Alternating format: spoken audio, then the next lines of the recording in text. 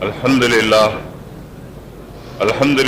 wa kafa wa salatu wa salamu ala ibadihi alladhina istafa amma ba'd qala Allah ta'ala ba'da a'udhu billahi minash shaitanir rajim bismillahir rahmanir rahim iqra bismi rabbikal ladhi khalaq khalaqal insana min 'alaq iqra wa rabbukal akram alladhi 'allamal insana ma lam ya'lam sadaqallahul azim. وقال النبي عليه الصلاة والسلام إنما الأعمال بالنيات وإنما لكل امرئ ما نوى فمن كانت هجرته إلى الله ورسوله فهجرته إلى الله ورسوله ومن كانت هجرته إلى دنيا يصيبها أو إلى امرأة ينكحها فهجرته إلى ما هاجر إليه أو كما قال عليه الصلاة والسلام.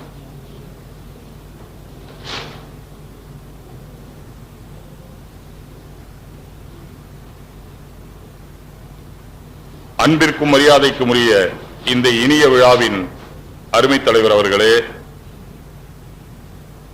மேடையில் அமர்ந்திருக்கும் இக்கல்லூரியை நிர்வகித்து வரும் பெருமதிப்பிற்குரியவர்களே, மரியாதைக்குரிய பேராசிரியர்களே, வருகை தந்திருக்கும் உலமா பெருமக்களே, பெரியவர்களே, மாணவ நண்பர்களே,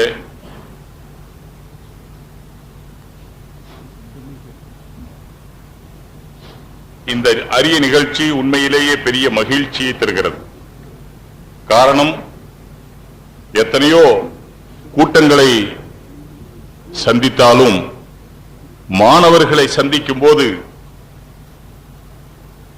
இன்றைக்கு கூட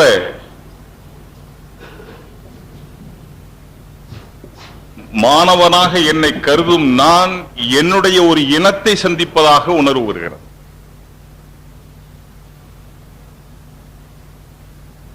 ஏனென்றால் கல்வி கற்கிற காலம் முடிந்து போகிற காலம் அல்ல, இறுதிப்படுகிற காலம் அல்ல, காலமெல்லாம் உறுதிப்பட்டுக் கொண்டே இருக்க வேண்டிய ஒரு காலம். எனவே உங்களை சந்திப்பதிலே நான் உண்மையிலேயே பெருமகிழ்ச்சி அடைகிறேன். அதிலும் முஹம்மது ரசூலுல்லாஹி ஸல்லல்லாஹு அலைஹி வஸல்லம் அவர்களுடைய பெயராலே நடத்தப்படும் இந்த விழா வாழ்க்கையிலே ஒரு மறுமலர்ச்சி தருகிற விழாவாக, வாழ்க்கைக்கு ஒரு திருப்பு முனையாக அமைகிற விழாவாக, வாழ்க்கைக்கு ஒரு ஒளி தரும் விழாவாக அமைய வேண்டும். ஒவ்வொரு வருடமும் நடக்கிறது, ஒவ்வொரு வருடத்திலும் அது ஒரு புனிதத்தை ஏற்படுத்த வேண்டும். அது இவ்வருடத்திலே இன்னும் அதிகம் ஏற்படுத்த வேண்டும் என்று நான் மனதான விரும்புகிறேன். அல்லாஹ் அதற்கு தௌஃபீக் தர வேண்டும்.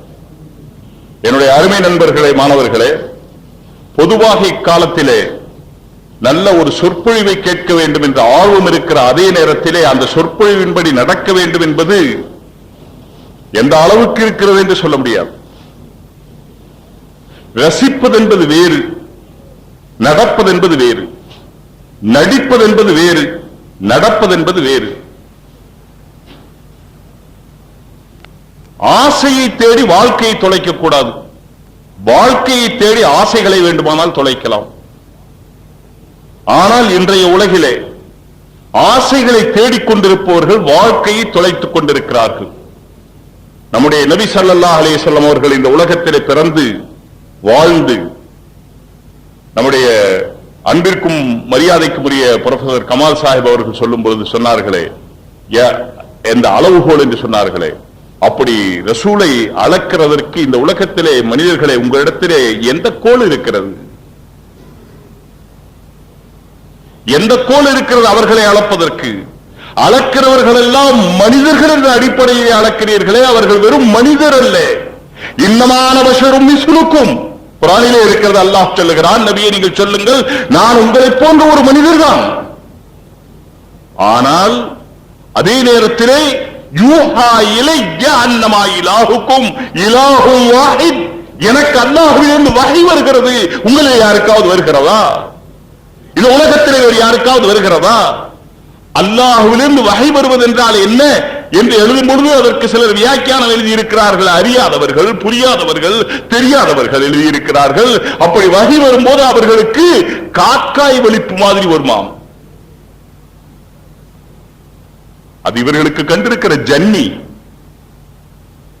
இவர்களுக்கு எடுத்திருக்கிற உளறல், சொல்ல தெரியாது. ஹஜ்ரத் ஜிப்ரீல் அலைஹிஸ்ஸலாம் அல்லாஹ்விலிருந்து வஹி கொண்டு வருகிறார்கள். யாருக்கு புரிய முடியும்? அதை யாராலே அறிய முடியும்? அதை அது அல்லாஹ்விலிருந்து வருகிற வஹி. அதுதான் குர்ஆன். குர்ஆனுடைய ஆரம்பத்திலிருந்து கடைசி வரை நாம் அதை பார்க்க வேண்டும். உலகத்திலே இதுவரை குர்ஆன் கூறுகிறது இது போன்ற ஒன்றை கொண்டு வாருங்கள் என்று.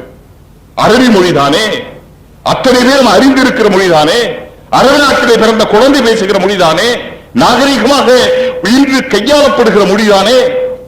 ஒரே ஒரு வாக்கியம் கொண்டு வாருங்கள் குர்ஆனிலே இருக்கிற மாதிரி.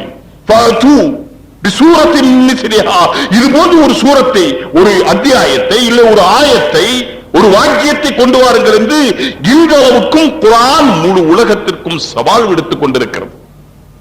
ஆனால் பதில் சொல்ல இன்று வரை ஒருவரும் திறக்கவில்லை. இனி இறுதி நாள் வரை யாரும் திறக்கப் போவதில்லை. குர்ஆன் தான். அந்த குர்ஆனுக்கு சொந்தக்காரர்கள் நாம். அந்த குர்ஆன் எந்த நபிக்கு வந்ததோ அந்த நபியினுடைய வழி நடப்பவர்கள் நாம். எனவே நம்முடைய வாழ்க்கையை நாம் புரிந்து கொள்ள வேண்டும். நம்முடைய வாழ்க்கையை நாம் புரிந்து கொள்ள வேண்டும். புரிந்து கொண்டு அந்த நபியினுடைய வழியிலே நடக்க வேண்டும். நான் இப்படியே பேசிக்கொண்டே போனால் நீங்கள் சூடாகி விடுவீர்கள். எனவே மௌலானா ரூமி பெரிய தத்துவங்களை கவிகளின் மூலமாகவும் உரைநடை மூலமாகவும் மஸ்னவி என்ற நூலின் முகமாக உலகத்துக்கு தந்த மௌலானா ரூமி அவர் சொன்ன ஒரு நிகழ்ச்சியை எது மறக்குமோ மறக்காத இது ஞாபகத்தில் இருக்கும். அப்படி ஒரு நிகழ்ச்சி அது. எனவே அதை உங்களுக்கு நான் சொல்ல விரும்புகிறேன். நபியை பின்பற்றி நடக்க வேண்டும். இந்த விஷயத்தை அவர்கள் சொல்லிக் கொண்டு வருகிறார்கள். நபியை பின்பற்றுவது என்றால் எதிலே பின்பற்றுவது? எல்லாவற்றிலும் நபி இதற்கு வழி சொல்லவில்லை என்று யாராவது ஒன்றை நிரூபித்தால் அவர்கள் சொல்படி நாங்கள் நடக்க தயார். இந்த உலகத்தில் வருகிற அத்தனை காரியத்துக்கும் இதுவரை இன்று வரை வந்து கொண்டிருக்கிற இரு கியாமத்தினால் வரை வருகிற அத்தனை காரியத்துக்கும், அது குடும்பத்திலே கணவன் மனைவிக்கிடையிலே நடக்கிற காரியமானாலும் சரி, அன்னைக்கும் பிதாவுக்கும் நடக்கிற காரியமானாலும் சரி, மகனுக்கும் தந்தைக்கும் இடையிலே நடக்கிற காரியமானாலும் சரி, அது பள்ளிவாசலிலே நடக்கிற காரியமானாலும் சரி, பார்பர் ஷாப்பிலே நடக்கிற காரியமானாலும் சரி, அது சாதாரண கல்லூரியிலே நடக்கிற காரியமானாலும் சரி, காபத்துல்லாவிலே நடக்கிற காரியமானாலும் சரி, உலகத்தில் நடக்கிற அத்தனை காரியங்களுக்கும் அத்தனை அரசியலுக்கும் வழிகாட்டி இருக்கிறார்கள். ஒரு காரியத்திலே கூட அவர்கள் வழிகாட்டாமல் இல்லை. சில காரியங்களுக்கு அப்படியே வழிகாட்டி இருக்கிறார்கள், சில காரியங்களுக்கு அந்த வழிக்கு வருவதற்குரிய வழியை காட்டி இருக்கிறார்கள். இது புரிய வேண்டிய ஒன்று. வழிக்கு வருவதற்குரிய வழி ஒரு மெயின் ரோடு, அதிலிருந்து பிரிகிற ரோடு. அதுபோல வழிக்கு எந்த பிரச்சனை வந்தாலும் சரி,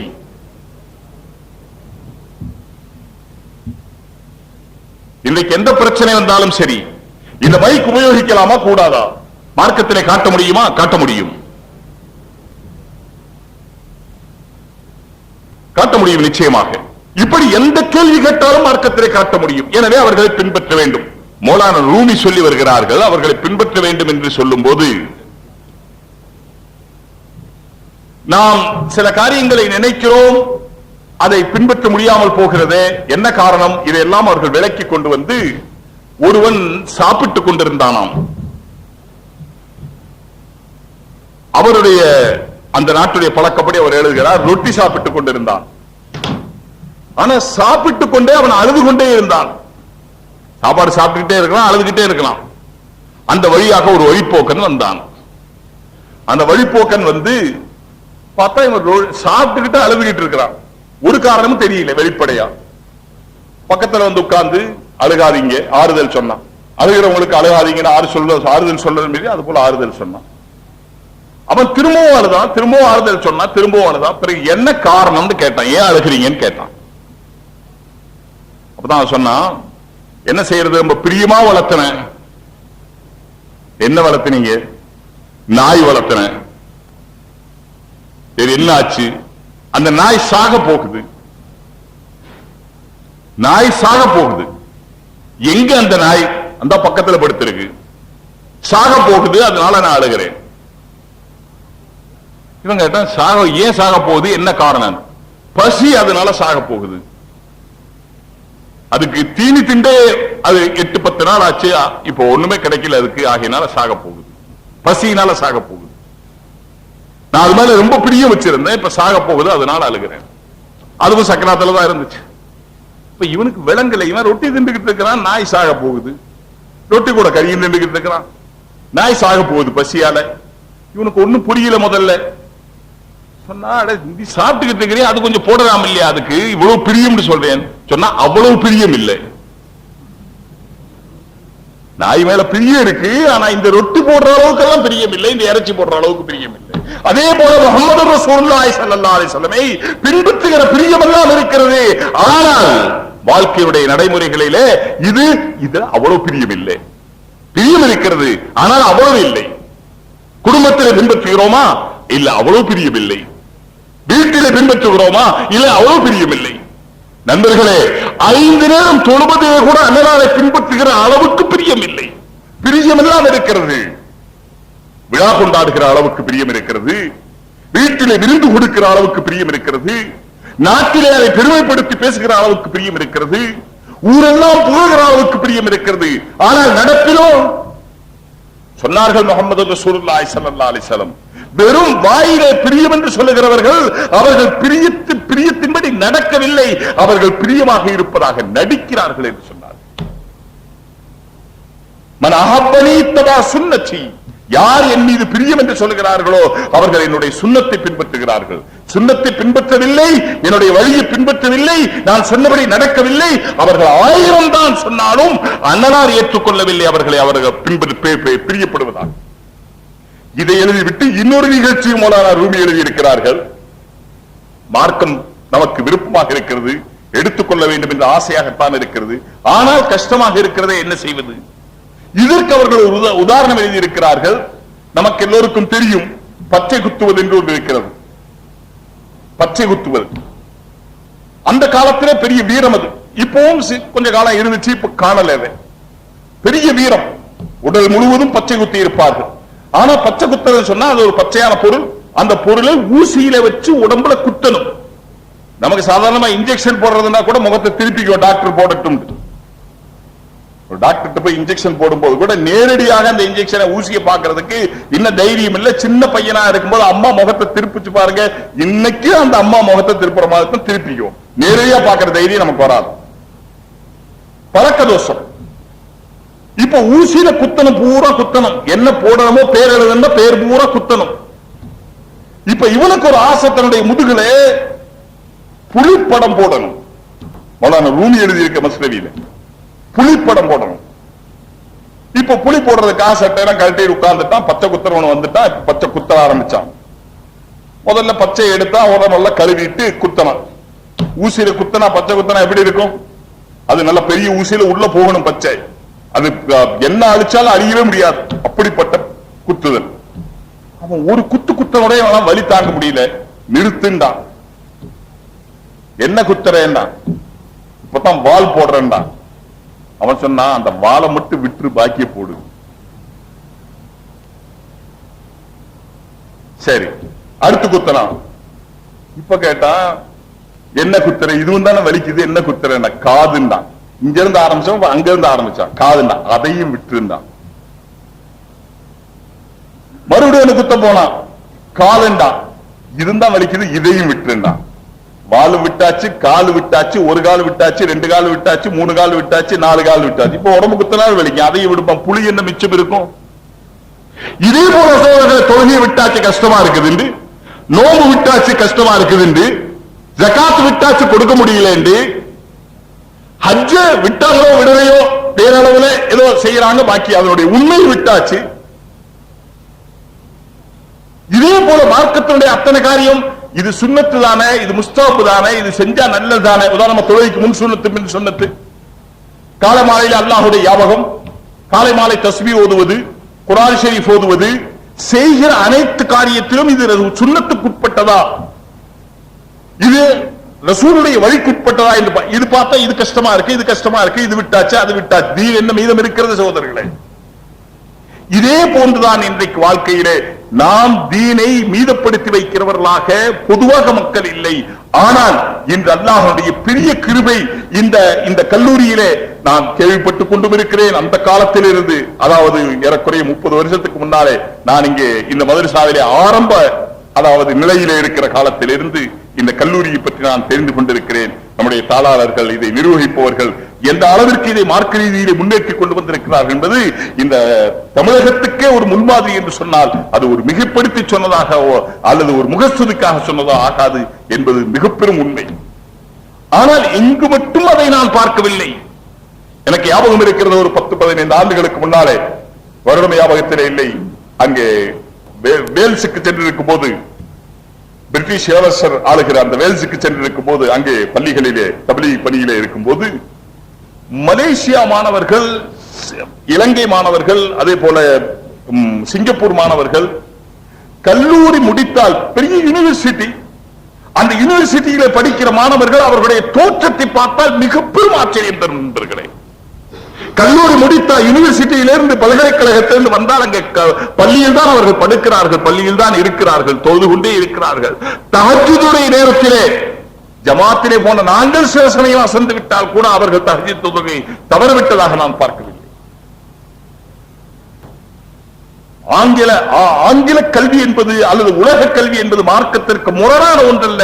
அதை சாதகமாக்குங்கள், நீங்கள் வெற்றியாளர்களாக ஆகுவீர்கள். நீங்கள் வெறும் படிக்கிறவர்கள் அல்ல மாணவர்களே, நீங்கள் சரித்திரம் படைக்கிறவர்கள். நீங்கள் வெறும் படிக்கிறவர்களாக ஆவீர்கள், சரித்திரம் படைக்கிறவர்களாக ஆகுங்கள். ஆதாயம் தேடுகிற கல்வி வேண்டாம் என்று சொல்லவில்லை, ஆதாயம் உங்களை தேடி வருகிற கல்வி ஆக்குங்கள். சகோதரர்களே, ஆதாயம் நம்மை தேடி வரும். வெற்றி நம்முடைய வீட்டு விலாசத்தை தேடிக்கொண்டு வரும். நாம் வெற்றியை தேட வேண்டிய அவசியம் இல்லை. யார் உலகத்தை வெறும் உலகமாக எடுத்துக் கொள்கிறார்களோ அவர்கள் வெற்றியை தேடி ஓடுவார்கள். வெற்றி அவர்களை விட்டு விரண்டோடி கொண்டிருக்கும். ஆனால் எந்த வேலை செய்தாலும் சரி, அதை மார்க்கத்தை அனுசரித்து செய்தால் இந்த உலகம் நம்முடைய காலடியிலே வராமல் இருக்க முடியாது. நாம் உலகத்தை தேட மாட்டோம், நாம் ஆட்சியை தேட மாட்டோம், நாம் அதிகாரத்தை தேட மாட்டோம், நாம் செல்வத்தை தேட மாட்டோம், நாம் செல்வாக்கை தேட மாட்டோம்.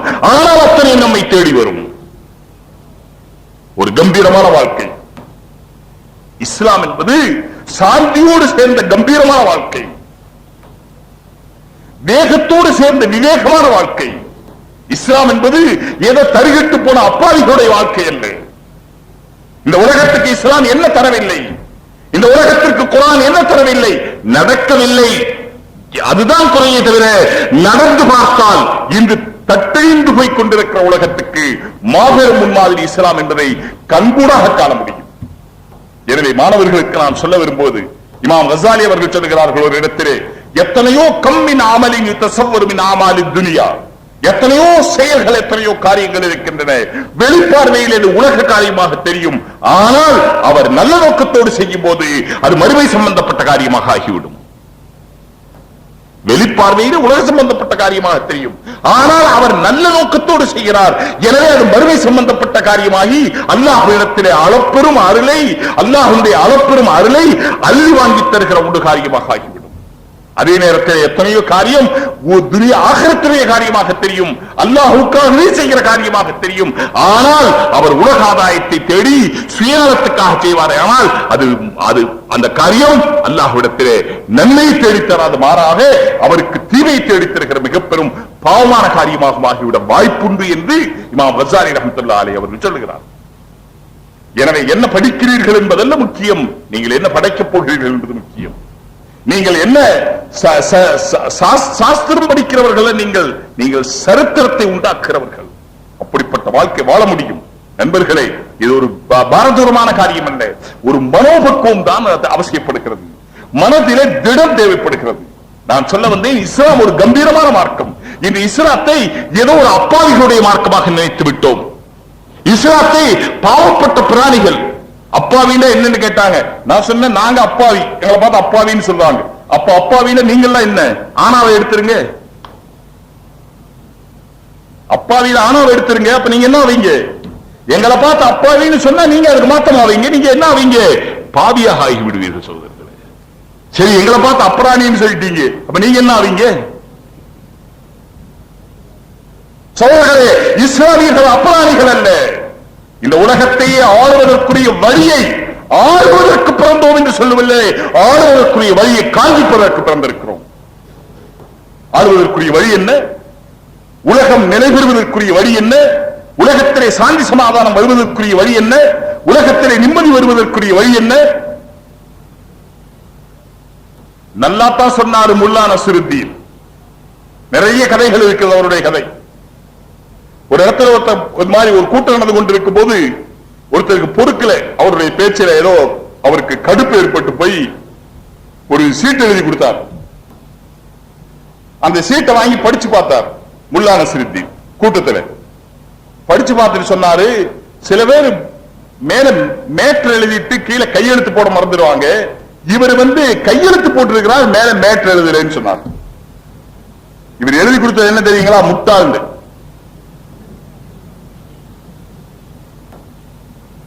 முல்லாவுடைய நிறைய விஷயங்கள் தத்துவார்த்தமான விஷயங்கள். அவர் இவரை முட்டாள்னு சொன்னாரு. இவர் யார செய்தாருங்க? ஒரு சின்ன வார்த்தையில் ஆக்கிடலாம். ஒற்றையடி பாதையில் ஒருத்தர் போய் கொண்டிருந்தார், இன்னொருத்தர் அங்கிருந்து வந்தார். இப்ப யாராவது ஒருத்தர் கீழே இறங்கினா தான் நடக்க முடியும். இப்ப இவர் சொன்னார், நான் முட்டாளுக்கு வழி விட மாட்டேன். அவன் சொன்னா, நான் விடுவேன். ஒன்னும் இல்ல, வார்த்தை விளையாட்டு. இவன் சொன்னா, நான் முட்டாளுக்கு வழி விட மாட்டேன். அவன் சொன்னா, நான் விடுவேன். மிர்சா காலிப், இது யாவும் வந்ததோட அதோட வந்துருச்சு யாவும். அவ்வளவு. மிர்சா காலிப் என்ற ஒரு பெரிய கவிஞர் இருந்தார். காலிப் அகாடமி எல்லாம் இன்னைக்கு டெல்லியில இருக்கு, ரொம்ப பெரிய கவிஞர். அவரும் இன்னொரு கவிஞரும் ரெண்டு பேரும் உட்கார்ந்து வீட்டுக்கு வெளியே உட்கார்ந்து, வடநாட்டுல நிறைய பழக்கம், வீட்டுக்கு வெளியே காத்தாட உட்கார்ந்து இருப்பாங்க சாயந்தர நேரத்தில். அப்படி உட்கார்ந்து மாம்பழம் சாப்பிட்டு இருந்தாங்க. மிர்சா காலிபுக்கு மாம்பழம் ரொம்ப பிடிக்கும், அதனால பச்சை மாம்பழம் பூரா சாப்பிட்டு இருந்தார். அவருக்கு மாம்பழம் பிடிக்காது. உலகத்தில் அப்படி இருக்கிறாங்க சில பேர், மாம்பழம் பிடிக்காதவங்க.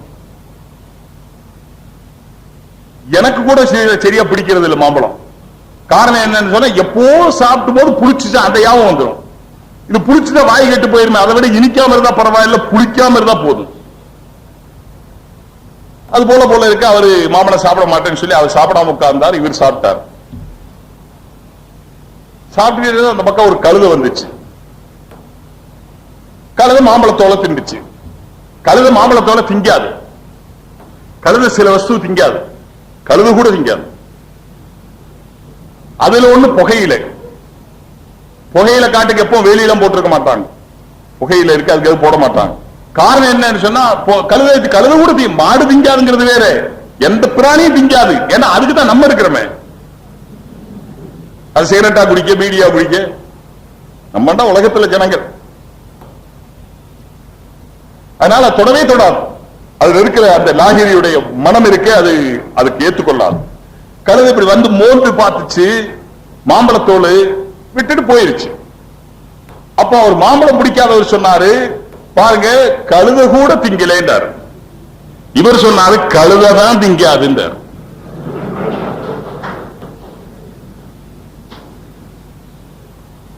அவ்வளவுதான்.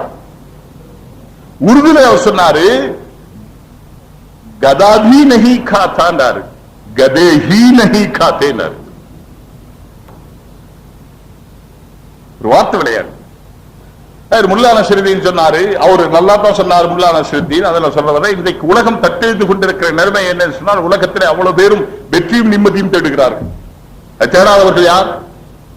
இரவு பகல், வெளிச்சம் இருட்டு, மழை வெயில், 24 மணி நேரம் உலகத்திலே ஒரு தேடுதல் நடந்து கொண்டிருக்கிறது. எதிர்பார்ப்புகளுக்கு பெயர் தானே வாழ்க்கை. ஒன்றை எதிர்பார்த்துக் கொண்டிருக்கிறோம். படிப்பவர்கள் பட்டயத்தை எதிர்பார்க்கிறார்கள், பட்டயம் பெற்றவர்கள் வேலை வாய்ப்பு அலுவலகங்களை எதிர்பார்க்கிறார்கள், வேலை வாய்ப்பு அலுவலகங்கள் அவர்கள் தங்களுக்கு அதை வேலை வாய்ப்பாக ஆக்கிக் கொண்டிருக்கிறார்கள். வேலை பார்க்க ஆரம்பித்தவர்கள் விவாகத்தை எதிர்பார்க்கிறார்கள், விவாகம் செய்தவர்கள் விவகாரத்தை எதிர்பார்க்கிறார்கள், விவாகம் வந்தவர்கள் விவாகரத்து செய்யலாமா என்று எதிர்பார்க்கிறார்கள். எதிர்பார்ப்புகளுக்குடைய அடக்கத்துக்கு பெயர் தான் வாழ்க்கை. எனக்கு ஒரு எதிர்பார்ப்பு, உங்களுக்கு ஒரு எதிர்பார்ப்பு. எனக்கென்ன எதிர்பார்ப்பு என்று அல்ஹாஜ் குலாம் ரசூல் சாஹிப் அவர்கள் கேட்டார்கள். என்னுடைய குருநாதர் என்று சொல்லலாம் அவர்களை. நான் திருச்சியிலே இருக்கிற காலத்திலே அது எப்படி உங்களுக்கு குருநாதர் என்று கேட்டால் எனக்கு வயது 55 தான் தொடுகிறது, அவருக்கு 80 தொடுகிறது. ஏறக்குறைய 30 வருஷ வித்தியாசம் இருக்கிறது. பேச வேண்டும் என்றும் எழுத வேண்டும் என்றும் என்னை அடிக்கடி தூண்டிக்கொண்டே இருந்தவர்களே அவர்களும். எனவே அவர்களை நான் மனப்பூர்வமாக மதிக்கிறேன். அல்லாஹ் அவர்களுக்கு ஈருலகிலும் உயர்ந்த தர்ஜாவை தர வேண்டும் என்று துஆ செய்கிறேன். நண்பர்களே, அது சொல்லும் போது என்ன எதிர்பார்க்கிறேன் என்று கேட்டார்கள். எழுத வேண்டும் நிறைய இருக்கிறது ஆசை, ஆனால் கிழவனாகிவிட்டேனே என்று சொன்னேன். இந்த வயசிலேயா என்று சொன்னார்கள். இல்லை, நான் எதிர்பார்த்துக் கொண்டிருக்கிறேன், மரணத்தை தான் எதிர்பார்த்துக் கொண்டிருக்கிறேன். என்ன இருக்கிறது உலகத்திலே சோதர்களே? சில எதிர்பார்ப்புகள். ஆனால் மரணத்தை எதிர்பார்த்து மரணம் தள்ளி போய்விட்டால் சந்தோஷம். மரணத்தை எதிர்பார்க்காதவனுக்கு மரணம் வந்துவிட்டால் அழுகிறான், மரணம் வந்து விட்டதே. நான் தைரியமாக சொல்ல விரும்புகிறேன், எங்களை போன்றவர்கள் அழுக மாட்டோம் மரணம் வந்தால். ஏன் அழுக மாட்டோம்? நாங்கள் தான் எதிர்பார்த்துக் கொண்டிருக்கிறோமே. இன்று இரவு கூட ஆகலாம், இப்பொழுதே கூட ஆகலாம், நாளை கூட ஆகலாம். அதில் சல்மானை பாரிசி ரலியல்லாஹு தஆலா என்று நினைக்கிறேன். நான் மரணத்தை பற்றி அதிகம் சொல்லக்கூடாது, இங்கே வாலிபர்கள். ஆனாலும் கூட அதில் சல்மானை பாரிசி தங்களுடைய வயோதிகத்திலே இறக்கிற நேரத்திலே உடனிருந்தவர்கள் எல்லாம் அழுதார்கள். ஏதோ சப்தம் கேட்டது, உள்ளே வந்து பார்த்தார்கள். சிரித்த நிலையிலே அவர்கள் மரணம் அடைந்திருந்தார்கள். அங்கே எழுதியிருக்கிறார்கள் எழுதுகிறவர்கள், இந்த உலகத்திலே வாழவும் தெரியவில்லை, சாகவும் தெரியவில்லை. வாழ்வதானால் அவர்களைப் போல வாழுங்கள், மரணமாவதானாலும் அவர்களைப் போல வாழுங்கள். அல்-மௌத் ஜிஸ்ருன் யூசிலுல் ஹபீப இலல் ஹபீப். மரணம் என்பது ஒரு பாலம், நண்பரை நண்பரோடு சேர்ப்பிக்கிறது. நண்பரை அல்லாஹ்வோடு சேரப் போகிறோம். இருந்தாலும் சந்தோஷம், இறந்தாலும் சந்தோஷம். ஏன் எப்பொழுது இறந்துதான் தீர வேண்டும் என்ற கட்டாயம் இருக்கிறதோ அது எப்பொழுது வரட்டும், என்ன கவலை. முல்லா நஸ்ருத்தீன் சொன்ன ஒன்றை சொல்ல வந்தேன். அவர் சொல்லுகிறார், உலகத்திலே தேடி தேடி திரிகிறார்களே மனிதர்கள், அதற்கு அவர் ஒரு தன்னுடைய செயலின் மூலமாக ஒன்றை நிரூபித்தார். ஒரு நாள் ஒரு விளக்கு வெளிச்சத்துக்கு கீழே, ஒரு கம்பத்துக்கு கீழே, போஸ்டுக்கு கீழே நின்று ஏதோ தேடிக்கொண்டிருந்தார். இவர் தேடிக்கிட்டு இருக்கிறத பார்த்து இன்னொருத்தர் அந்த வழியா வந்தவர் கேட்டாரு, முல்லா என்ன தேடுறீங்க? முல்லானா ஒரு பெரிய ஆலிம் என்று அர்த்தம் அந்த காலத்திலே. இப்ப நம்ம ஊர்களில் கொஞ்ச நாளுக்கு முன்னால இப்ப அதுவும் குறைஞ்சு போச்சு, முல்லா மோதின்னு சொல்லுவாங்க. முல்லா மோதினா ஊர்ல சாப்பாடு, அது இது மவுத்து, எளவு வீடு, அந்த வீடு, இந்த வீடு, இந்த சாப்பாட்டுக்கே பிறந்தவர்கள். எங்க கொண்டு போய் கொட்ட சாப்பாட்டை, இதுக்கே கொஞ்சம் பேர் இருக்கிறாங்க. அப்படி நீங்கள் மக்கள் நிர்பந்தமாக ஆக்கிவிட்டார்கள். இல்லையானால் அந்த உணவுகள் எல்லாம் அது தீட்டு என்று கருதப்படுகிறது. அந்த தீட்டு உணவுக்கா நாங்கள் பிறந்திருக்கிறோம், அந்த தள்ளுபடி உணவுக்கா நாங்கள் பிறந்திருக்கிறோம், உங்களுக்கு வேண்டாத ஒரு உணவுக்கா நாங்கள் பிறந்திருக்கிறோம். அப்படி கேட்டவர்களான் அந்த முல்லாக்கள், அப்படி வாழ்ந்தவர்களான் அந்த முல்லாக்கள். ஆனால் காலப்போக்கில் அது தடுமாற்றம் அடைந்து விட்டது, இவர்களும் ஏமாற்றம் அடைந்து விட்டார்கள். முல்லா தேடிக்கொண்டிருந்தார். வந்தவர் பார்த்தார், என்ன தேடுகிறீர்கள் கேட்டார். அவர் சொன்னார், சாவி காணா போச்சு தேடுறேன்னு சொன்னார். இவரும் சேர்ந்து தேட ஆரம்பிச்சார். வாழ்க்கை ரசிக்கிறதுல இதெல்லாம் ஒரு காரியம். பள்ளிவாசல்ல செருப்பு காணா போயிடணும். முதல் குற்றம், செருப்பை முதல்ல ஒழுங்கா வச்சிருக்கணும். எங்கேயாவது வச்சுவிட்டு போயிட்டு திரும்ப வந்து செருப்பு எங்கன்னா காணும். இப்ப செருப்பு காணான்னு ஒரு பெரிய கூட்டமே கூடும். என்னங்க தேடுறாரு? மவுத் விசாரிக்கிற மாதிரி. வெறும் அதோட அவங்க தேடி தந்துட்டு போக மாட்டாங்க. எப்ப வாங்கினீங்க, புதுசா பழசா, எந்த கடையில வாங்கினீங்க, பாட்டாவா சாதாவா, பூரா செருப்போட ஹிஸ்டரி சொல்லி ஆகணும். ஒரு ஆளுக்கு சொன்னா பத்தாவது, ரெண்டாவது ஆள் வருவாரு, செருப்புங்களா உங்களுதுங்களா, பின்ன அடுத்தவங்களுக்கு தான் தேடுவேன். புதுசுங்களா, உங்களுக்கு எதுங்க இந்த கேள்வி? செருப்பு தேட முடிஞ்சா தேடி கொடுங்க, இல்ல வேலை பார்த்துட்டு போய், ஆனா போக மாட்டாங்க. அதனால மூமின் முன்ஜாக்கிரதையா இருக்குன்னு ஹதீஸ்ல வந்திருக்கு. முன்ஜாக்கிரதை இல்லாதவன் மூமினாக இருக்க முடியாது சோதர்களே. அது மூமின் ஏமாறுவதும் இல்லை, ஏமாற்றப்படுவதும் இல்லை, ஏமாற்றுவதும் இல்லை, ஏமாற்றப்படுவதும் இல்லை.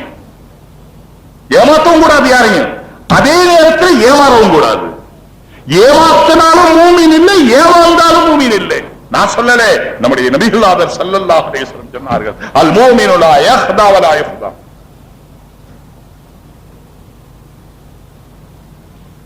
எனக்கு ஒரு தடவை செருப்பு காணா போச்சு கோயம்புத்தூர்ல, ரொம்ப நாளுக்கு முன்னால. இதுக்கு வச்சது எப்படி வச்சேன்னு சொன்னா, அங்க செருப்புக்கு வைக்கிறதுக்கு ஒரு ஜன்னல் அது மாதிரி கட்டி விட்டு இருக்கு. அதுல ஒரு செருப்பை இங்க வச்ச, ஒரு செருப்பை அதுல வச்சேன். வைக்கும் போது பத்திரமா தான் வச்சேன். திருடுவன் பாப்பான் இல்ல, ஏன்னா ரொம்ப ஒழிக்கிறான், அவன்கிட்ட தான் திருடுவான். ஏன்னா விஷயம் இருக்கு. வந்து இதுல கையை விட்டாலும் காணோம், அதுல கையை விட்டாலும் காணோம். யார்ட்டும் சொல்லல, நேரா நடந்துட்டேன். இந்த மவுத் விசாரணை விட செருப்பு காணா போன கவலையே தேவையில்லை. கேட்டாங்க, என்ன தேடுறீங்க? சாவி தேடுறேன். எங்க போட்டீங்கன்னு கேட்டாங்க. சாவி தேடுறேன். ஒருத்தர் வந்தாரு தேடினாரு, இன்னொருத்தர் வந்தாரு தேடினாரு, இன்னொருத்தர் வந்தாரு தேடினாரு. 8-10 பேர் தேடிட்டாங்க. பாருங்க, இந்த இடத்துல இன்னொரு விஷயம் எனக்கு ஞாபகத்துக்கு சொல்றேன். தேட தேட இன்னும் காணாமல் போறதும் இருக்கு. பொதுவா இவர் தேடுறதுனால அது இன்னும் உள்ள போயிருக்கும். சும்மா நின்று அப்படியே பார்க்கணும் எங்க விழுந்து இருக்கும். தேடுறதுக்கு ஒரு முறை இது. பேனாவே காணோம், இதை தூக்கி இங்க போட்டு அதை தூக்கி அங்க போட்டு, பேனா என்ன ஆகும்? இருக்க இடத்தை விட்டு இன்னொரு இடத்துக்கு போயிடும். சும்மா நின்று எங்க இருக்குன்னு முதல்ல யோசிக்கணும். எங்க வச்சிருப்போம் இதெல்லாம் யோசிக்கணும். யோசிச்சு தேடுறதா சீக்கிரம் கிடைக்கும். யோசிக்காம தேடுறதா அது மேல ஒரு புத்தகத்தை தூக்கி வச்சுட்டோம், அது மேல ஒரு நோட்டை தூக்கி வச்சுட்டோம், ரெண்டையும் சேர்ந்து இடையில போய் மாட்டிக்கிச்சு. இப்போ நம்ம பேனா தேடிக்கிட்டே இருக்கணும், விடிகிற வரைக்கும் தேடினாலும் கிடைக்காது. எந்த ஒரு பொருளுக்கும் ஒரு சரியக்கா ஒரு முறை இருக்கு. இதை எப்படி செய்யணும்? அது ஆரம்ப பருவத்திலிருந்தே பழக வேண்டிய விஷயம். தேடி தேடி கிடைக்கல. இதுக்கு உதாரணம் சொல்ல வந்த, எப்படி போல இந்த சிலந்தி வலையிலே மாட்டிக்கொள்ளுகிற பூச்சி, ஒரு பூச்சி சிலந்தி வலையில போய் மாட்டிக்கணும். அல்லாஹ்தால ரிஸ்க் பல வழியில தரலாம். சில பேருக்கு ரிஸ்க் போய் தேடும், சில பேர் ரிஸ்க் தேடும். சில பேர் சாப்பாடு எங்க இருக்கா அங்க போனாதான் கிடைக்கும். சில பேருக்கு எல்லாம் இப்படி வச்சிருக்கலாம், தாய் இருந்த இடத்துல இருக்கும், அது வந்திருக்கும், தானே வந்துடும், பூச்சி வந்துடும், வந்து வலையில மாட்டிக்கும். வலையில மாட்டின உடனே அந்த பூச்சி என்ன செய்யும்? மேலும் கொஞ்சம் துள்ளும். எவ்வளவு துள்ளுதோ அவ்வளவு சிக்கும், எவ்வளவு துள்ளுதோ அவ்வளவு சிக்கும். இன்றைக்கு உலகத்துடைய நிலை இதுதான். இந்த உதாரணம் விளங்கினால் போதும். இன்றைக்கு உலக மக்கள் அவ்வளவு வீரம் துள்ளிக் கொண்டிருக்கிறார்கள். பில்லிலிருந்து ஏபி வரை,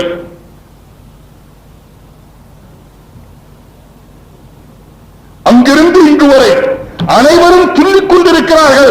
ஆனால் உலகத்துடைய வாழ்க்கையிலே மேலும் மேலும் சிக்கலிலே மாட்டிக் கொண்டிருக்கிறார். என்னுடைய பேச்சு எவ்வளவு நேரம் உங்களுடைய ஆர்வம் இருக்குமோ அவ்வளவு நேரம் இருக்கும். நான் கேட்கல, ஏன்னா சாதாரண தூரத்தில் வந்தா ஒரு அரை மணி நேரமாவது பேசணும் முறை. அதுக்கு மேல பேசுறது நியாயம் இல்லை. வேணா 3/4 மணி நேரம், அவ்வளவுதான். அவ்வளவுக்குள்ளதான் முடிப்பேன். நான் அடிக்கடி சொல்றது உண்டு. இப்படியே கேட்டுக்கிட்டே இருந்தாராம். நிறைய பேர் போயிட்டு கொஞ்சம் பேர் தான் மிச்சம் இருந்தாங்க. இவர் பேசி கடைசியில முடிக்கும் போது பார்த்தா 2 பேர் தான் மிச்சம் இருந்தாங்களாம். 2 பேர் கவனமா கேட்டுக்கிட்டே இருந்தாங்க. அவர் ரொம்ப சந்தோஷப்பட்டு கடைசியில அந்த 2 பேரை கூப்பிட்டு கேட்டாராம் பேச்சாளர், என் பேச்சை இவ்வளவு கவனமா கேட்டீங்களே, என் பேச்சுல உங்களுக்கு எது ரொம்ப பிடிச்சிச்சுன்னு. அவர் சொன்னார், இத்துடன் முடித்துக் கொள்கிறேன் சொன்னீங்க பாருங்க.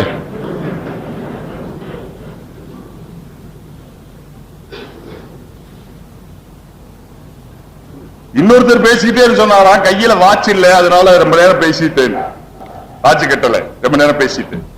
அப்ப சொன்னாரா, ஐயா பின்னால காலன்றாவது பார்த்திருக்கலாம்ல. ஆமா, சாவி கிடைக்கல. அவர் தான் கேட்டாரு, சாவி எங்க காணா போச்சுன்னு கேட்டார். முல்லா சொன்னாரு, அடடே அதையா கேக்குறீங்க, அது காணா போனது வீட்டிலேன்னு சொன்னார். வீட்டுல காணா போட்ட சாவி வீதியில தேடுறீங்களே, எப்படி கிடைக்கும் சொன்னாரு. எங்க வீட்டுல விளக்கு இல்லை, இங்கதான் விளக்கு இருக்கு, அதனால தேடுறேன்னு சொன்னார். அங்க வெளிச்சம் இல்லை, இங்க வெளிச்சம் இருக்கு, ஆகையினால தேடுறேன். நண்பர்களே, சகோதரர்களே, இதே போல்தான் இன்றைய உலகம் நிம்மதியையும் அமைதியையும் வெற்றியையும் அவர்களுக்கு எங்கே வெளிச்சமாக தெரிகிறதோ அங்கே தேடுகிறார்கள். எங்கே இருக்கிறதோ அங்கே தேடவில்லை, எங்கே தேடுகிறார்களோ அங்கே இருக்கவில்லை. எங்கே இருக்கிறதோ அங்கே தேடவில்லை. உலகத்திலே நிம்மதி, பொதுவாக நிம்மதி, வெற்றி கூட நிம்மதிக்காகத்தான், செல்வம் கூட நிம்மதிக்காகத்தான், பணம் கூட நிம்மதிக்காகத்தான், பட்டம் கூட பணத்துக்காகத்தான் என்று உலகத்தில் ஒரு நீதி ஆகிவிட்டது. அந்த பணம் நிம்மதிக்காகத்தான், பங்களா நிம்மதிக்காகத்தான், ஏசி நிம்மதிக்காகத்தான். எல்லாமே நிம்மதிக்காகத்தான். ஆனால் நண்பர்களே, எல்லாரும் யாராலும் கொடுக்க முடியும், மற்றவர்கள் கொடுக்க முடியும். நல்ல சட்டை யாராவது கொடுக்க முடியும், நல்ல செருப்பு அடுத்தவர்களாக கொடுக்க முடியும். கல்யாணம் முடிக்கிற நேரமாக இருந்தால் நம்முடைய வசதிக்கேற்ப மனைவியினிடத்திலிருந்து என்ன வேண்டுமானாலும் கேட்டு வாங்கிக் கொள்ள முடியும். வேஷ்டி கட்டி இருக்கிற ஒரே காரணத்தினாலே பங்களா கேட்கிறார். வேறு எந்த தகுதியும் இல்லை. வேட்டி கட்டி இருக்கிறார், அவள் சேலை கட்டி இருக்கிறார், அதனால கேட்கிறார் எனக்கு ஒரு மாருதி கார் வாங்கி தர வேண்டும் என்று.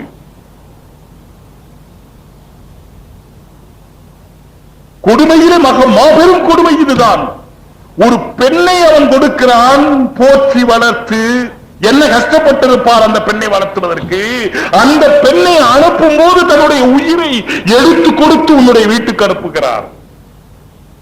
அவரவருக்கு வரும்போது தெரியும். இந்த ஒன்றுதான் மனிதனை பலகீனப்படுத்துகிற.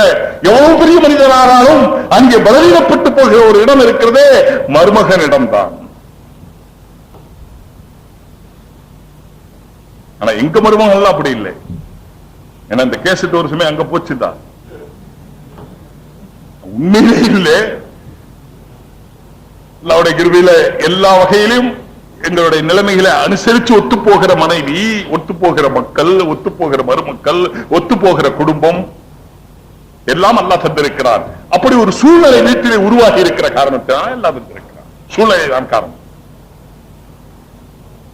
அந்த பெண் அவளை அனுப்புகிறாளே, அந்த பெண் அவர் தன்னுடைய உயிரையும் கொடுத்து அனுப்புகிறார். அந்த பெண்ணையும் அந்த பெண்ணிடத்திலே கேட்கிற அந்த வரதட்சணை என்ற பெயரில் இந்த ஆண் கேட்கிறது எல்லாமே எதற்காக? சுகத்துக்குத்தானே. மாமனார் கார் தரலாம், மாமனார் பங்களா தரலாம், மாமனார் வீடு தரலாம், மாமனார் சொத்து தரலாம், மாமனார் வயல் எழுதி வைக்கலாம், மாமனார் வீடு எழுதி வைக்கலாம், மாமனார் பெரிய வியாபாரத்தை ஸ்தாபனத்தை எழுதி வைக்கலாம். ஆனால் நண்பர்களே, மற்றதெல்லாம் வெளியிருந்து வரும் நிம்மதி உனக்குள்ளே இருந்து வரும், வெளியே இருந்து வராது. நிம்மதி உலகத்தில் யாராலும் தர முடியாது. எந்த ஒருவராலும் நிம்மதியை கொடுத்து விட முடியாது. நான் இதற்கு கூட ஒரு நிகழ்ச்சியை சொல்லுவதுண்டு. ஒரு குடிசையிலே செருப்பு தைக்கிற ஒருவன் இருந்தான். சும்மா குடிசை, அதுக்கு கதவு கூட கிடையாது. மத்தியான நேரத்தில் வீதியில் உட்கார்ந்து செருப்பு தைச்சுக்கிட்டு இருப்பான். அவன் பொஞ்சாதி கஞ்சி கொண்டு வருவான். அவன் புள்ள 2 இருந்துச்சு, அந்த பிள்ளைகள் வரும். இவன் செருப்பு தைச்சுக்கிட்டு ஜாலியா பாட்டு பாடிக்கிட்டே கஞ்சி குடிப்பான். பொஞ்சாதி பிள்ளை எல்லாம் சேர்ந்து கஞ்சி குடிப்பான். யாதனில் யாதனில் நீங்கியான், என்னங்க திருக்குறள் ஞாபகம், நோதன் அதனின் அதனின் இளன். எது இல்லையோ அதை பத்தி கவலை இல்லை. இவன்ட்ட காசும் இல்லை, வீடும் இல்லை, சொத்தும் இல்லை, சுகமும் இல்லை, அவனுக்கு கவலையே இல்லை. இருக்கிறது 3 செருப்பு, அதை அவன் பறத்தி வச்சிருப்பான் முன்னால. இதுதான் இது என்னங்க அது பேரு, டெலிபோன் மாதிரியும் ஒண்ணு அவருக்கு இந்த மாதிரி இங்க ஃபேக்ஸ் மாதிரியும் இன்னொன்னு மாதிரியும் செருப்பு பறத்தி வச்சு அவர் உட்கார்ந்து இருக்கிறது பார்த்தா ஒரு பெரிய ஆபீஸ்ல என்னமோ பெரிய ஃபாரின் மேனேஜர் மாதிரி உட்கார்ந்து இருப்பார். பழைய செருப்பு எல்லாம் வச்சு கஞ்சி கொண்டு வந்து குடிச்சிட்டு சந்தோஷமா இருக்கான். காலையில வீட்டுல இருந்து போகும்போதே தானானே தன்னைத்தானே போறான், வரும்போதும் சந்தோஷமா வர்றான். பக்கத்துல ஒரு பெரிய பங்களா, அந்த பங்களால புருஷன் பஞ்சாதி பேச்சு கேட்கறது இல்ல, பஞ்சாதி புருஷன் பேச்சு கேட்கறது இல்ல, குழந்தைகளும் தாப்பும் பேச்சு கேட்கறது இல்ல. ஒரே பிரச்சனையா இருக்கு அந்த வீட்டுல. அவ சொன்னாலாம் புருஷன்ட்ட, இந்த பாத்தீங்கன்னா அந்த குடிசையில இருக்கிறான் எவ்வளவு சந்தோஷமா இருக்கிறான், நாம இவ்வளவு சொத்து இருக்கு, இவ்வளவு சுகம் இருக்கு, எல்லா வசதியும் இருக்கான சந்தோஷமா இல்லையே அப்படின்னு அவ சொன்னான். இவன் யோசிச்சா அவன் சந்தோஷமா இருக்கிறான்னு சொல்றியா, அவன் சந்தோஷத்தை இல்லாம ஆக்கணும் பாரு. என்ன செஞ்சா தெரியுங்களா? 95 ரூபா கொண்டு வந்து இவன் கொடுத்துட்டான். 95 ரூபா கொண்டு வந்து இந்த ஏழை கொடுத்தாரு. எதுக்குங்கன்னு கேட்டான். முதலாளி எதுக்குங்க கொடுக்குறீங்க? இல்லப்பா நீ ரொம்ப கஷ்டப்படுறிய, ஒரு நாளைக்கு எவ்வளவு சம்பாதிக்கிறேன்னா 5 ரூபா 6 ரூபா 10 ரூபா, இந்த 5-6 ரூபாயில என்ன செய்வேன், இதை வச்சுக்க, நல்லா சாப்பிட்டுக்க, அதுக்காக இவ்வளவு இந்த ரூபா நான் கொடுத்தேன்னு சொல்லி கொடுத்தா. எண்ணி பார்த்தா 95 ரூபா வச்சுக்கிட்டாங்களா? ராத்திரி மறுநாள் பூரா இவனுக்கு என்ன கவலைன்னா இந்த 95 என்ன ஆக்கணும், எல்லாருக்கும் தெரியும், ரவுண்ட் ஆக்கணும்.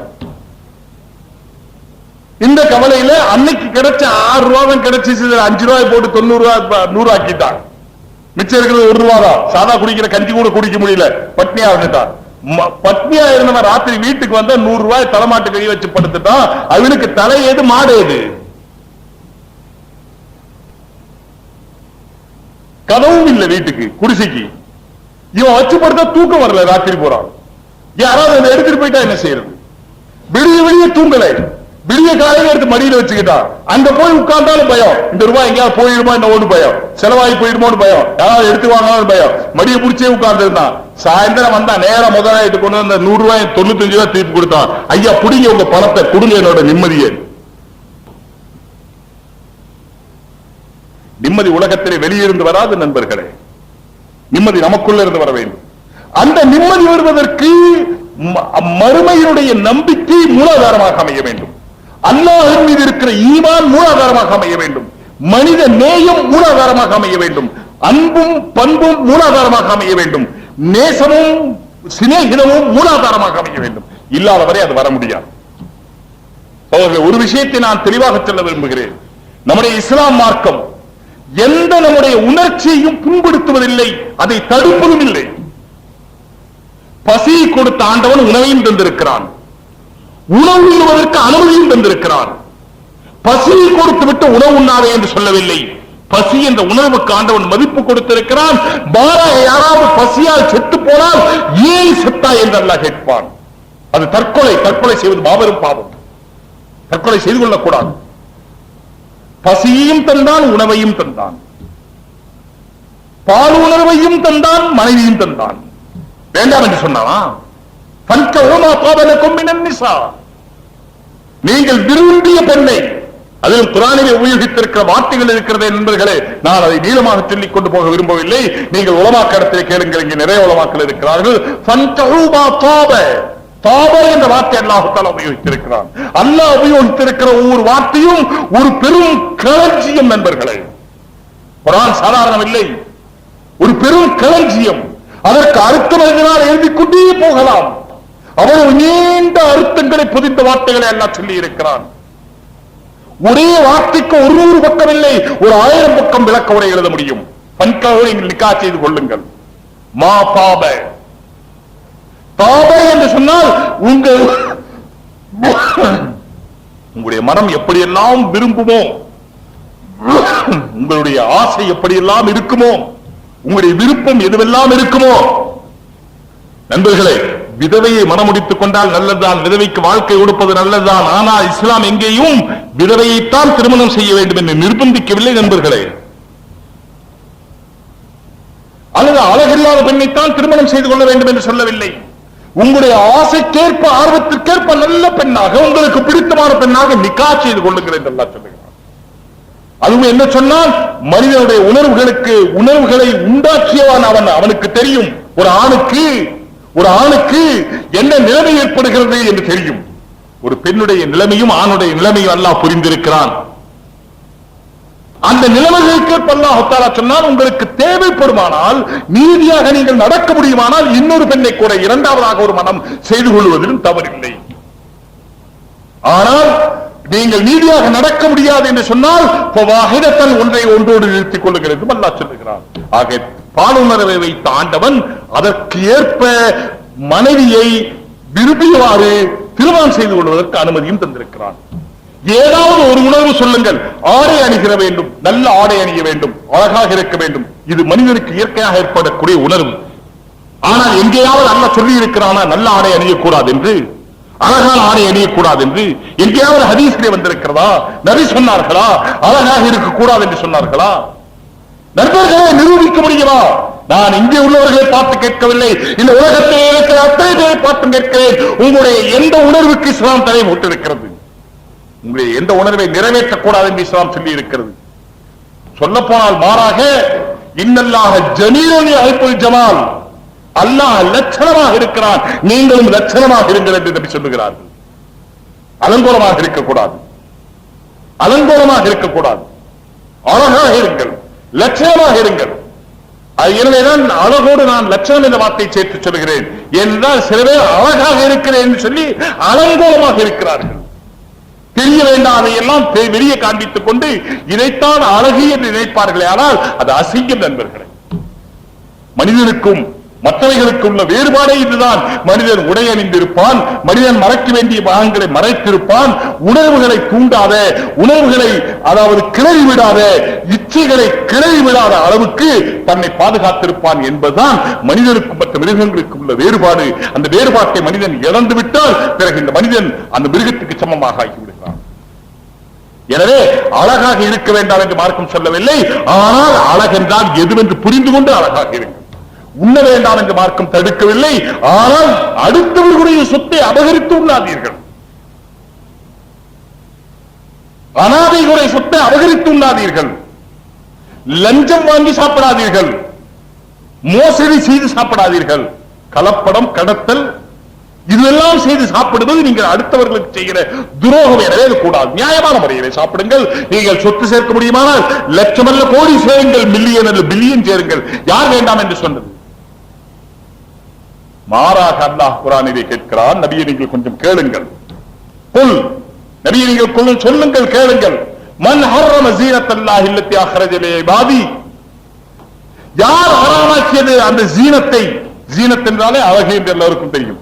ஆனால் ஜீனத் வெறும் உடல் அழகுக்கு மட்டுமல்ல, உள்ளத்து அழகு, மனத்தழகு, உணவிலே அழகு, மனைவியிலே அழகு, வீட்டிலே அழகு, வியாபாரத்திலே அழகு, தொழிலே அழகு, உத்தியோகத்திலே எல்லாம் சேர்ந்ததுதான் ஜீனத் என்ற வார்த்தை. அப்படிப்பட்ட நல்லவைகளை செய்யக்கூடாது என்று யார் சொன்னது?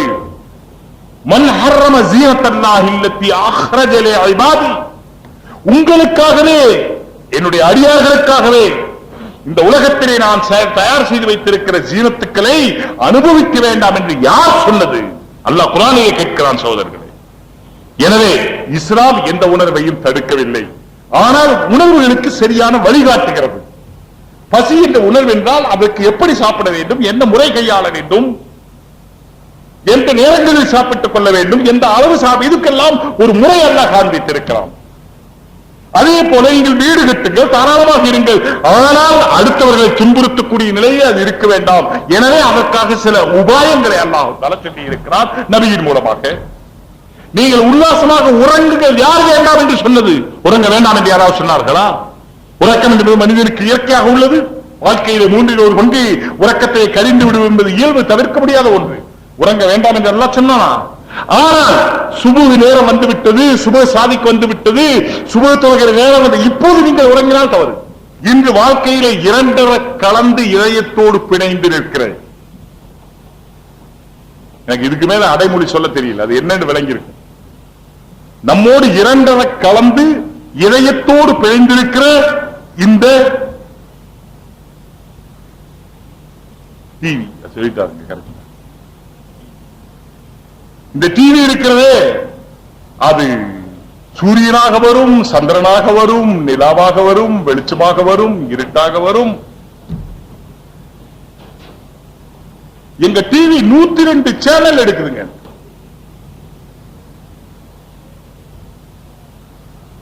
சோழர்களை வாழ்க்கையே ஆக்கிரமித்துக் கொண்டிருக்கிறது.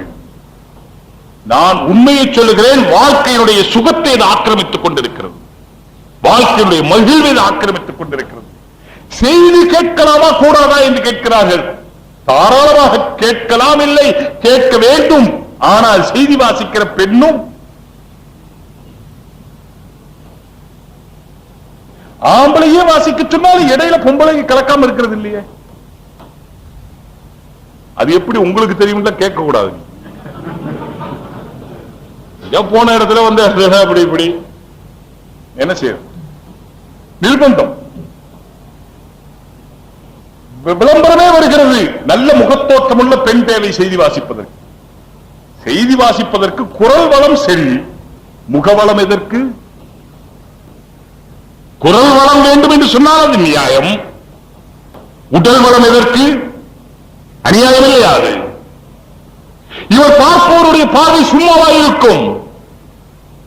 சோழர்களே, பார்வை இருக்கிறதே சொன்னார்கள், ஜினல் ஐனை நவர், பார்வை கண் இருக்கிறதே, பார்வை பார்க்கிறதே, அது கண்ணுடைய விபச்சாரம் என்று சொன்னார்கள். ஏனென்றால் எந்த பார்வையும் ஒரு ரசாயன மாற்றத்தை ஏற்படுத்தாமல் இருப்பதில்லை. எந்த பார்வையும் வெறும் பார்வை என்று உலகத்தில் ஒன்று கிடையாது. யாராவது சொன்னால் அவர்கள் ஏமாளிகள், அவர்கள் கோமாளிகள்.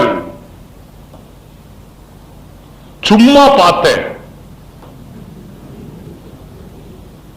இங்கிலீஷ்ல என்னங்க சொல்ற சும்மாவுக்கு? இது வரைக்கும் இருக்கிற மாதிரி எனக்கு தெரியல. உருதுல ஒரிஜினல் உருது இல்லை. அது என்ன ஒரிஜினல் உருதுன்னு கேட்டீங்கன்னா நம்ம ஊர் உருதுன்னு இருக்கு. நம்ம ஊர் உருது இருக்க தமிழுக்கு மொழிபெயர்க்கிறது. எங்கப்பா போற காம்பா ஜாத்தா, எங்கப்பா போறேக்கு தர்ஜுமா அது. இவர் ஒரு தடவை உருதுக்கார் வந்துட்டார் லக்னோல இருந்து, பயான் பண்ணார். இவர் தர்ஜுமா செஞ்சார். பயான் என்ன பண்ணார் தெரியுங்களா? वो बात सुनकर हुजूर की बात सुनकर मेरा दिल बाग बाग हो गया. அவர் உருதுல ரசூலுல்லாஹ்வுடைய அந்த பேச்சை ஹதீஸை கேட்ட உடனே मेरा दिल बाग बाग हो गया. அதாவது दिल बाग बाग हो गयाனா எழுத்துக்கு அர்த்தம் வேற. சில சமயத்தில் எழுத்து ஒன்று இருக்கும், அர்த்தம் வேறையா இருக்கும். தமிழ்ல இருக்குங்கல்ல, அப்படி கடுக்கா கொடுத்துட்டான். எங்க அரைச்சு 10 போடலாமே. அவன் கடுக்கா கொடுத்துட்டு போயிட்டான்னா இவர் அரைச்சு 10 போட சொல்றாரு.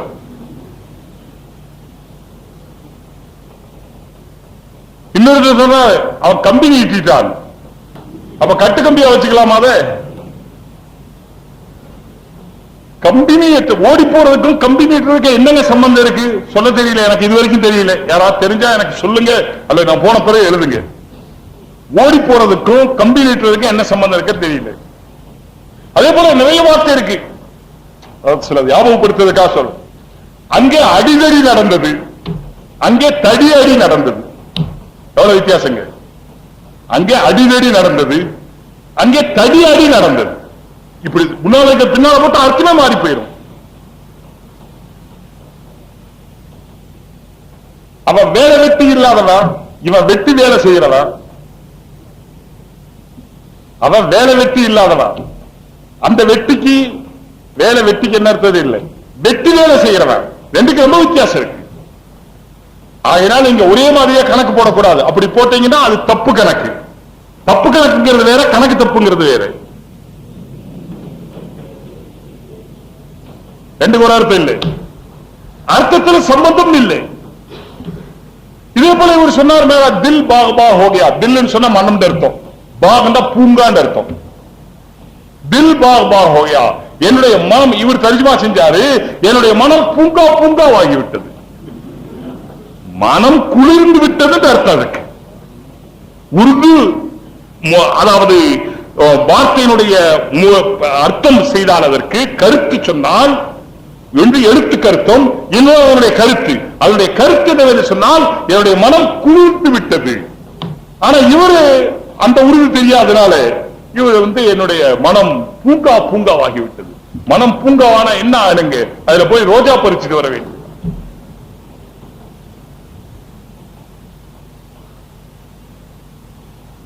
எனவே நண்பர்களை, நான் சொல்ல வந்த இடத்திலிருந்து போயிட்டேன் நான்.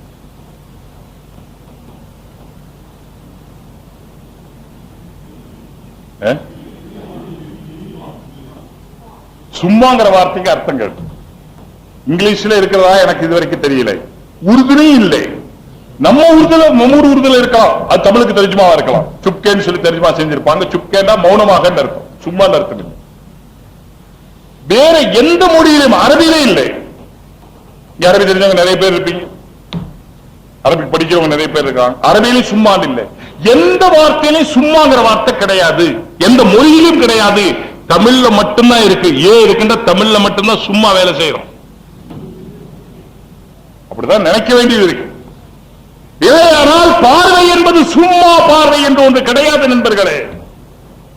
இது எங்கிருந்து சொல்லுகிறேன்? குர்ஆனிலிருந்து சொல்லுகிறேன். குல்லில் முஃமினீன யகுது மின் அப்சாரிஹிம் வயஹ்ஃபது ஃபுரூஜஹும் வகுல்லில் முஃமினாத்தி யகுதுன மின் அப்சாரிஹின்ன வயஹ்ஃபதுன ஃபுரூஜஹுன்ன. மூமினான ஆண்களுக்கு சொல்லுங்கள், நீங்கள் பார்வையை பணித்து வையுங்கள். மூமினான பெண்களுக்கு சொல்லுங்கள், பார்வையை பணித்து வையுங்கள், விபச்சாரத்தை விட்டு பாதுகாப்பதற்காக என்று அல்லாஹ் சொல்லுகிறான் குர்ஆனில். இந்த கருத்தை சொல்லுகிறார். ஏன்? பார்வை விபச்சாரத்துக்கு விதை போடுகிறது. விதை ஒன்று போட்டால் சுரை ஒன்றா முளைக்கும். போட்ட விதைதானே முளைக்கும். என்ன பார்த்தால் அது உள்ளே சென்று ஒரு மாற்றத்தை ஏற்படுத்துகிறது. பார்வை மூலமாக விபச்சாரத்துக்கு வடிகால் அமைத்துக் கொள்ளுகிறவர் ஏராளம் இருக்கிறார்கள் இந்த நாட்டிலே. ஏராளம் இருக்கிறார்கள் இந்த உலகத்திலே. பார்த்து பார்த்தே தங்களுடைய இளமையை இழந்துவிட்டு இளங்கிழர்களாக வாழ்கிறவர்கள் ஏராளம் இருக்கிறார்கள். வாலிப பருவத்தையே தொலைத்து விட்டவர்கள் உலகத்திலே ஏராளம் இருக்கிறார்கள். நான் அங்கே கனடாவிலிருந்து, இது ஞாபகம் வந்ததனால சொல்லுகிறேன், கனடாவிலிருந்து இங்கே நியூயார்க்கு வரும்போது இரண்டுக்கும் சேர்ந்துதான் நயாகாரா இருக்கிறது. நயாகாரா ஃபால்ஸ் இரண்டிலும் இருக்கிறது. கனடாவில் அந்த பார்டரிலும் இருக்கிறது, இங்கே இரண்டும் சேர்ந்து. அங்கே இருந்து இங்கே வரும்போது அங்கே பார்த்தால் என்ன கொடுமை சகோதரர்களே.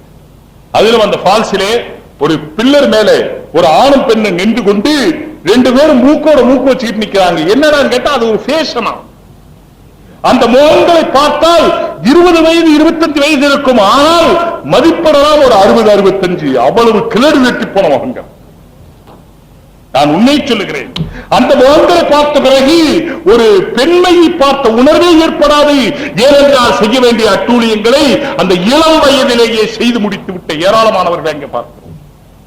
அங்கே நயாகாராவிலே இருந்து கொண்டு வயாகரா தேடிக்கொண்டிருக்கிறார்கள். ஏன்? எங்கே போன உங்கள் இளமை? ஏன் பறிகொடுக்கிறீர்கள்?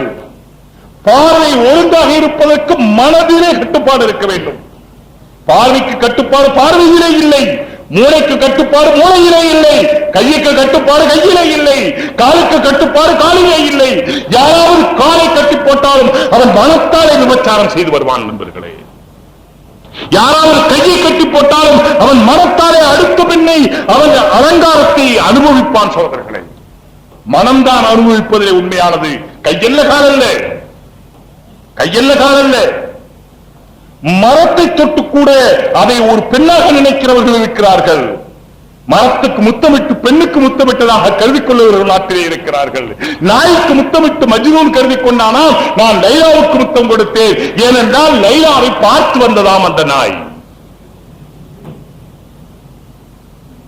அதற்கு முத்தம் கொடுத்தது இந்த நாய்.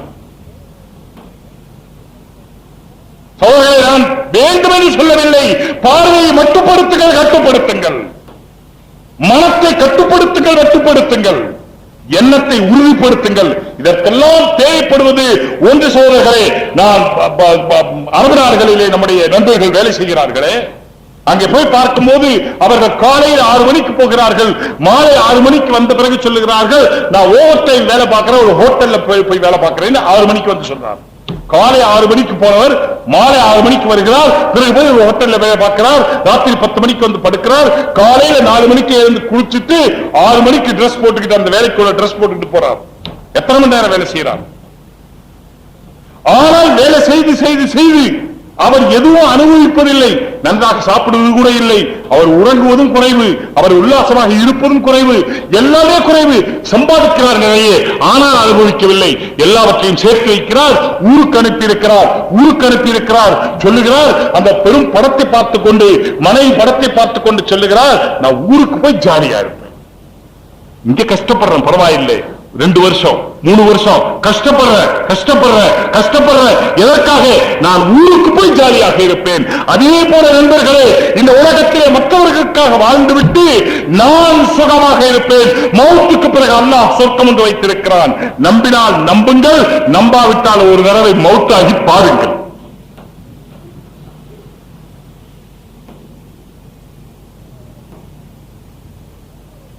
ஒரே வழிதான் சோதரர்களே, கண்டவர் விண்டிலர், வென்றவர் கண்டிலர்.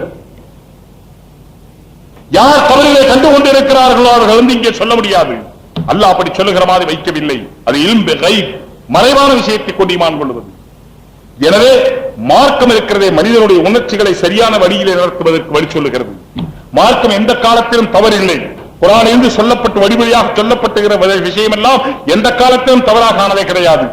எங்களுடைய அறிவு ஏற்றுக்கொள்ளவில்லையே என்று சொன்னால் சகோதரர்களே, மார்க்கத்திலே வழி வழியாக சொல்லப்பட்டு வருகிற விஷயங்களை அரபியிலே நக்கல் என்று சொல்லுகிறோம்.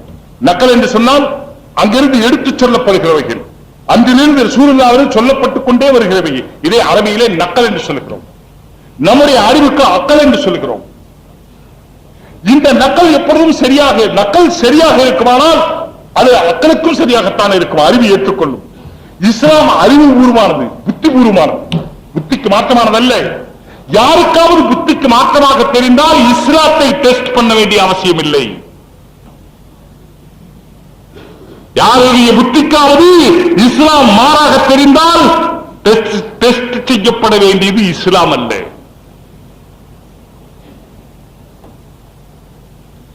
நக்கல் சஹீஹாக இருந்தால், நக்கல் சஹீஹாக இருந்து எடுத்து சொல்லப்படுகிற விஷயம் சரியாக இருக்கும், அதுல தப்பு நடந்தா அது கோளாறு. அந்த நக்கல் சஹீஹாக இருந்தால், இவருடைய அக்கல் சலீமாக இருந்தால், புத்தி சுவாதீனம், புத்தி சரியா இருந்தால், என்னைக்குமே ரெண்டுக்கும் முரண்பாடு வந்தது கிடையாது. உடன்பாடு தான் இருக்கும், முரண்பாடு வராது. எங்காவது முரண்பாடு வருகிறது என்று சொன்னால் ஒன்று அந்த நக்கல் தவறாக இருக்கும் அல்லது இவருடைய அக்கல் தவறாக இருக்கும். உண்மையான சுகம் இருக்கிறதே முத்தகீன்களுக்குத்தான் உண்மையான சுகம் இருக்கிறது. உணவு சுகத்திலிருந்து உணர்வு சுகம் வரை எல்லா சுகங்களும் அல்லாஹ்வை பயப்பவர்களுக்கு ஒட்டுமொத்தமாக இந்த உலகத்திலையும் அல்லாஹ் தருகிறான், மறுமையிலும் அல்லாஹ் தருகிறான். விளக்கத்துக்கும் விரிவுக்கும் நேரம் இல்லை என்பதால் விடுகிறேன். நண்பர்களே, சுகமாக வாழ்வதற்குரிய வழிதான் இஸ்லாம், சரியாக வாழ்வதற்குரிய வழிதான் இஸ்லாம். யார் நம்முடைய மனதில் முதலில் பதிய வைக்க வேண்டும், இஸ்லாம் நம்மை கஷ்டப்படுத்த விரும்பவில்லை, இஸ்லாம் நம்மை துன்பப்படுத்த விரும்பவில்லை, இஸ்லாம் நம்மை கொச்சைப்படுத்த விரும்பவில்லை, இஸ்லாம் நம்மை தாழ்வு மனப்பான்மையாக ஆக்க விரும்பவில்லை. இஸ்லாம் நம்மை இந்த உலகத்திலே எடுப்போடு, மிளிவோடு, துணிவோடு, கம்பீரத்தோடு இந்த உலகத்தோடு நாம் எதிர்நீச்சல் போட்டு அவர்களையும் நம்முடைய நீச்சலில் அழைத்துக் கொண்டு இந்த உலகம் முழுவதையும் அவர்கள் நம்மை கொல்ல வந்தாலும் நாம் அவர்களை சொர்க்கத்துக்கு அழைத்து செல்ல வழிகாட்டுகிறோம் என்பதை புரிந்து கொண்டு வாழ வேண்டும் என்று, அந்த வாழ்க்கையை படைக்க வேண்டும் என்று, நீங்கள் வெறும் படிப்பாளிகள் அல்ல, நீங்கள் படைப்பாளிகளாக ஆக வேண்டும் என்று நான் மனதார விரும்புகிறேன். அல்லாஹ் அப்படி ஆக்கித்தர வேண்டும் என்று நான் உளமாற துஆ செய்கிறேன். இந்த நல்ல சந்தர்ப்பத்தை ஏற்படுத்தி கொடுத்த இந்த கல்லூரி நிர்வாகிகள் மற்றும் இதற்காக ஒத்துழைத்த நண்பர்கள் அனைவருக்கும் அல்லாஹ் எல்லா வகையான நன்மையும் தர வேண்டும். நம் அனைவருடைய வாழ்க்கையிலும் அல்லாஹ் அவன் ஏற்றுக்கொள்ள தகுந்த எல்லா அம்சங்களையும் நீடிய காலத்திற்கு, நெடுங்காலத்திற்கு வைக்க வேண்டும். வருங்கால வாழ்க்கை சிறப்பானதாக அமைய வேண்டும் என்று துஆ செய்து முடிக்கிறேன்.